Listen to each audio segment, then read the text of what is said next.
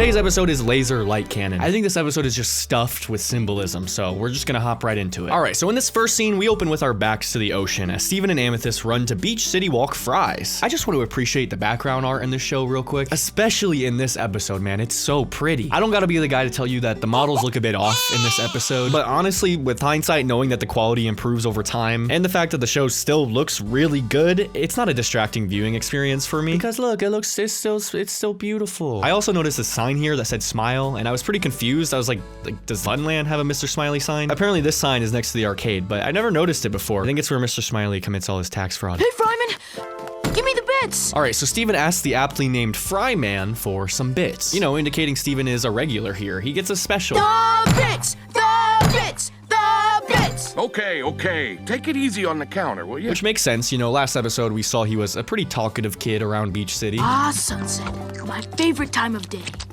When the sun goes down, and the second sun gets bigger and bigger in the sky. Okay, Amethyst, maybe this was your sign to get that kid some education. Like any form of education at all. Oh no, what is that doing here? What is it? Ah, my bits! But yeah, so Amethyst picks up Steven and heads towards this giant floating eyeball thing. Okay, but what is this thing? Why is it coming to Beach City? Is it bad? This is bad. Oh no! Note the crystal gem telescope, sick little design element there. Who do you think made this? Do you think it was bismuth, or do you think they have like a cartographer gem or something? Whoa! It's a giant eyeball! Awesome! So the red eye ship always kind of confused me as to what it exactly was in the show. When I was younger, I admittedly always got it mixed up with the ruby ship. Not awesome. It's a red eye. Red eye? It's going to infect us all! That's pink eye, Steven. But no, like there's no gems aboard on this ship. This is essentially a homing device, or like a detection device, I guess. It's scanning to see if there are any gems left on Earth. It gets explored later on with a new character that we haven't met yet. But yeah, all we know is that this thing is gonna head straight towards Beach City and just crash into it. It's going to crash into Beach City and crush us, along with a bunch of oblivious, innocent people. Way to lay it on thick there, Pearl. The red eye only appears a few more times in the show, but it is a really cool, ominous looking threat. The only thing powerful enough to destroy it is a light cannon that belonged to Rose Quartz. My mom? I feel like I've heard somewhere that whenever Garnet adjusts her visor like this, it's indicating her use of future vision, right? I probably saw it on like Tumblr years ago. Which is cool that this line works in retrospect while thinking about her future vision, but also works as just exposition. Garnet's a knowledgeable character. She would just, you know, kind of know things off the fly. But it seems like a cheap element of the story actually is revealed later on to be a really insightful one. As in on first viewing, you may be like, oh yeah, okay, Garnet might know this randomly, okay. And then on your second viewing, you're like, oh my God, wait, she was using her future vision. The show does this all the time, and it literally does this later on in this episode. If Rose were here, this would be so easy. If Steven's dumbass was never born, this would be so easy. I know. All right, so this is our first mention of Greg and Rose, who we assume are Steven's parents. And the cannon is missing. We'll have to find another solution. If it belonged to my mom, I bet my dad knows where it is. He can help us save the day. Huh? Eh? We see the gems have a sort of affinity towards Rose, but a disdain towards Greg. Greg is nice, Steven. But I doubt Rose would entrust someone like him with such a powerful weapon. Your dad is kind of a mess, Steven. Amethyst! Which is a plot point that carries on throughout the entire show, especially with Pearl. I just want to help. Have some faith in... We over here. It's one of the most intriguing character arcs for me, honestly. And it immediately sets up a lot of questions into this dynamic. Like who we thought were Steven's guardians don't actually really like his only real living guardian. Wait, what is Garnet doing?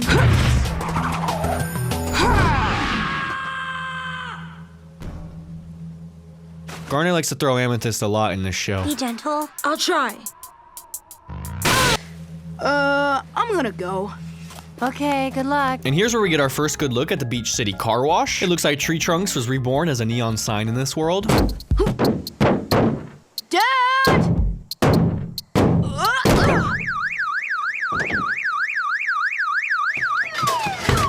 Who's there? I have a waffle iron! This show is so good at introductions, man. There is so much here that indicates the relationship dynamic between Greg and Steven. Steven is banging on a very colorful looking van, right? It's got Mr. Universe written on the side. Okay, so this guy is, you know, he's a flashy guy. He'll invest in an expensive looking paint job, and it's like, you know, he's working or owns a car wash. It sets up that, yeah, Greg might have had a flashy past, or is still flashy and, you know, is kind of suppressing it. Based off the waffle iron that Greg is holding and the t-shirt in the back, we can probably assume that Greg lives here, like in this van. Which is crazy, because like they have a whole ass temple, right? We immediately start questioning like, Greg, why don't you live with your son? Dad, it's me! Stephen? This line delivery kind of gives two different meanings to me at the same time. One is that, you know, Greg's so sleepy he can barely recognize Steven and is just like, Steven? And the second meaning is Greg seems like he wasn't even expecting to see Steven. As in, like, Steven probably doesn't visit him as often as he'd like. I almost waffled your face! And Greg's season 1 theme, man, it's so peaceful. I almost waffled your face! This track is simply just called Love You, which fits perfectly for Greg, especially in these earlier seasons, right? What are you doing up so late? What do you mean? The sun just went down an hour ago. Oh. It was a slow day at the car wash. He's a bum, but he's a lovable bum. I need the light cannon that belonged to Mom to blow up that eyeball. Eyeball? That!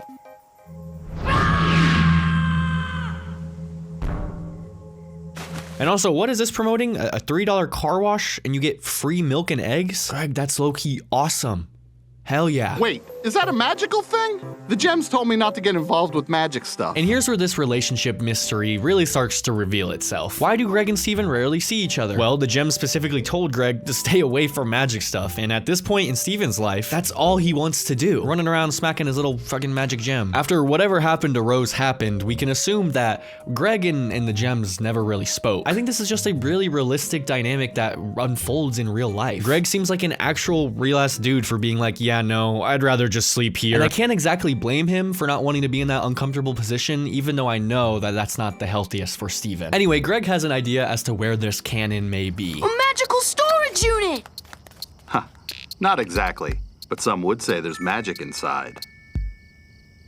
So Steven fastens himself in and climbs into the storage unit. All right, y'all, here's where we're gonna get super over analytical, okay? I feel like this scene specifically has pretty heavy symbolism in it, but you gotta stick with me, okay? So just strap in that seatbelt, all right? I want you to think about the fact that there is a human behind every detail here. Every piece of background art has an intention to be there, so let's look at it. Why does Greg have a giant portrait of a cat? He's never owned a cat. Seriously, when did you even have a cat? It means something. And keep that in mind as we get this amazing panning shot as Steven illuminates all of Greg's lost artifacts. We see yet another cat. I'm telling you, there's something there. Old arcade machines, pinball, a floaty, and as well as a Japanese Tengu mask. Am I saying that right? Tengu.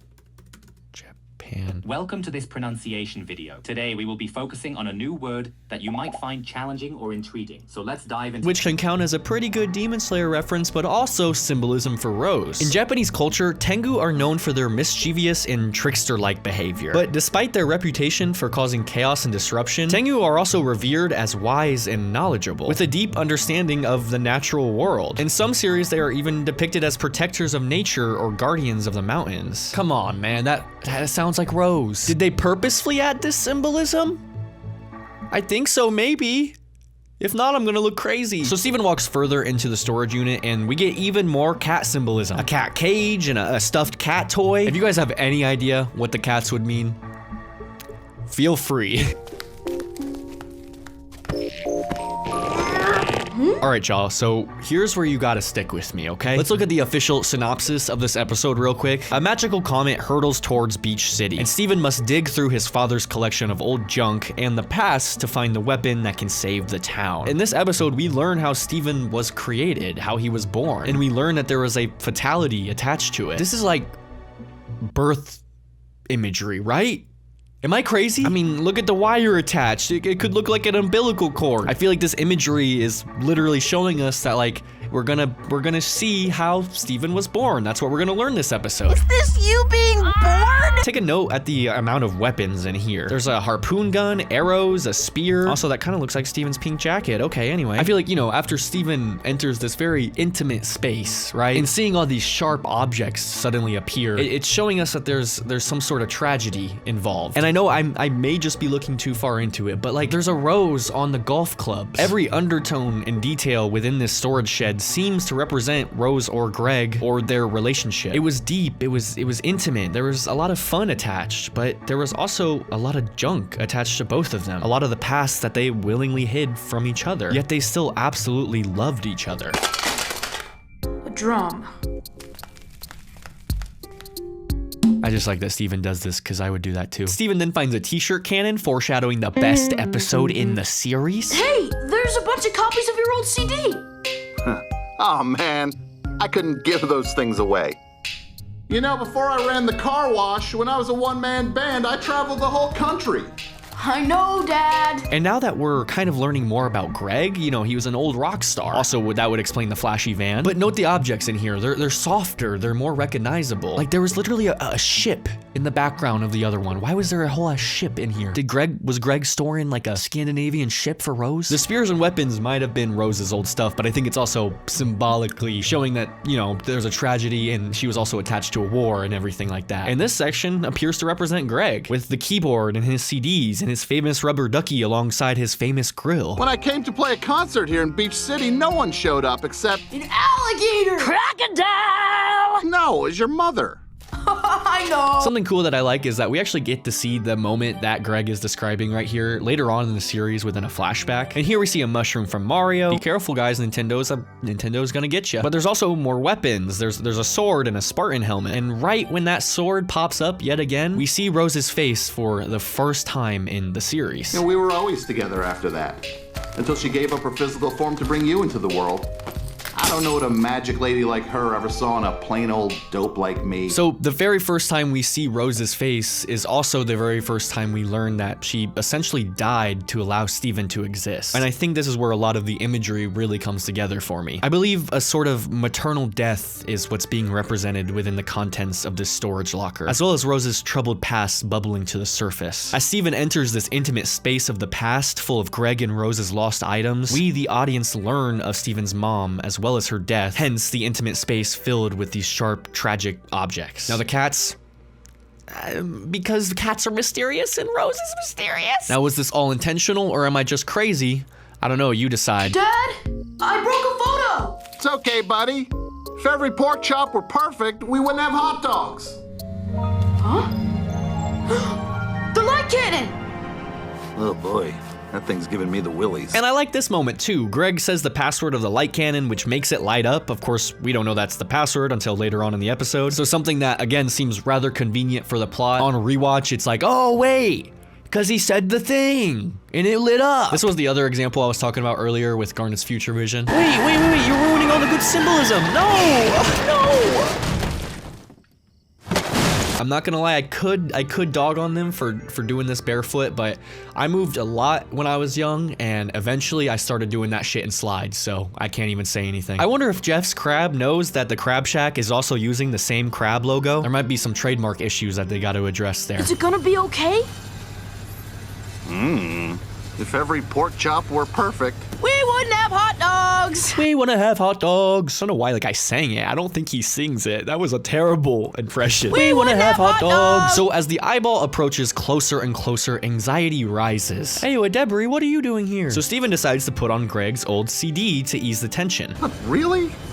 Come on, you've heard it. And here we get the absolute lore drop that Greg used to be hot. Used to be super hot. You know, as Steven dances around singing his dad's old tunes, it makes me reflect on myself within this series. Years ago, I saw myself like within Steven's character. I was his same age. I put myself in his sandals. Now it's like I look at him, especially in these earlier seasons, and I'm looking at him almost like a guardian. I don't see myself, I see a child that I almost want to protect. And I don't know if that's because the show has retroactively kind of turned every dramatic moment in this series into trauma for Steven, or if it's because I've grown up and I've kind of no longer related to him. Maybe it's both. It is interesting how age can make you see characters differently though. I wonder like when I become a dad if I will, you know, relate to Greg more or something. So while I was yapping on about whatever the hell that was, the eyeball pretty much has arrived at Beach City by now, covering the entire place in a beautiful but ominous red hue. And scenes like this is what makes Beach City really feel alive. As Steven and Greg are going through their day, the town of Beach City is going through theirs as well. Sadie is seen walking away from the big donut, seemingly just getting done with her shift. I know she's gonna go home and hit that cart and play some Animal Crossing. We see Lars staring off into the sky, as well as Mr. Smiley, a townie that we haven't even met yet. And despite the gem's doubts, Greg and Steven arrive with the cannon. And just in time too, objects start pulling towards the ship, pieces of the house, telephone poles. Beach City Walk fries, oh no! Dad, how do we use it? Steven, this is serious. Okay, I'm not gonna lie, I love how the gems are just kind of an asshole to Greg. It makes all these characters seem so extremely real and their problems in this show just be about relationships. This is a show about relationships. It's lines like these that really contextualize why Greg doesn't live with them, and I understand the context of these relationships. I know it's not healthy, but I don't blame Greg for not addressing this problem. You have Rose's gem. That's it. Come on. No one can seem to get the cannon to activate. Why was that so hard for me? Everyone's counting on you. You can't just be useless. I know you can help. In retrospect, with Future, lines like these are just so sad. Like, I feel like Steven is projecting onto himself, like he doesn't want to feel useless. It's okay, Steven. We'll figure out something else. Something even better. Right. If every pork chop were perfect, we wouldn't have hot dogs. The cannon lights up. Steven and the gems pick it up and take aim.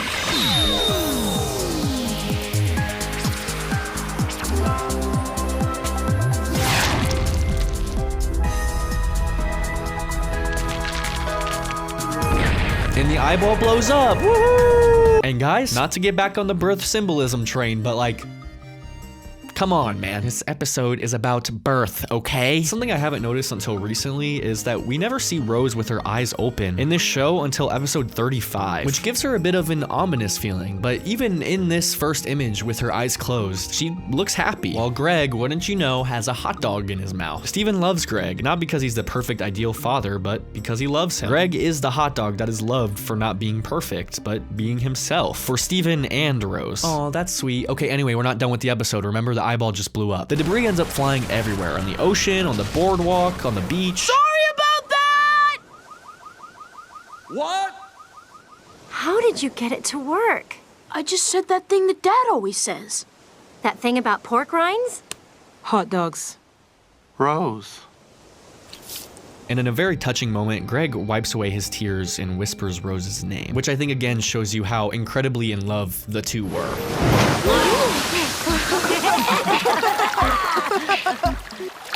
My van!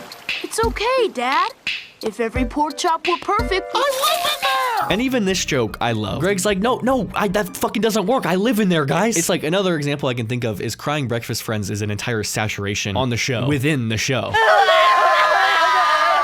Get this cartoon, man. And that is how episode 2 ends. This episode is so much more imagery heavy than I remember. It really creates this introspective, intimate respect for Rose. She most likely knew that she'd have to give up her life to allow Steven to live, but she didn't care. She saw the beauty and the imperfections of our planet and loved it. Rose is a troubled figure in this show, but in this episode, it really shows her love of Earth, despite the Earth literally taking her out of existence. I don't know, there's a tragic sense of femininity there that my 20-year-old man brain can't really articulate, so ladies?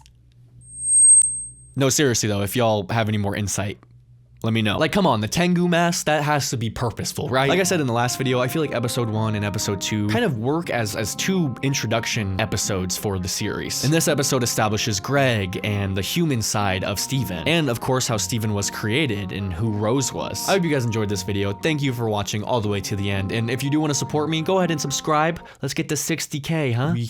We are gonna form a country, guys. We're gonna do it. Also, if you want to support me on Patreon or right here on YouTube, it's only $5 a month if you got the money. Don't stress about it though. You'll get access to like exclusive polls and some videos in the future here, but it's really just to help me pay my bills and eat so I can edit faster and just make videos faster for you guys. But yeah, let me know if I missed the mark on the imagery here, if I'm too overanalyzing it, or let me know if you really do enjoy this overlook at the show and its details. Okay, yeah, that's it for now. Bye-bye.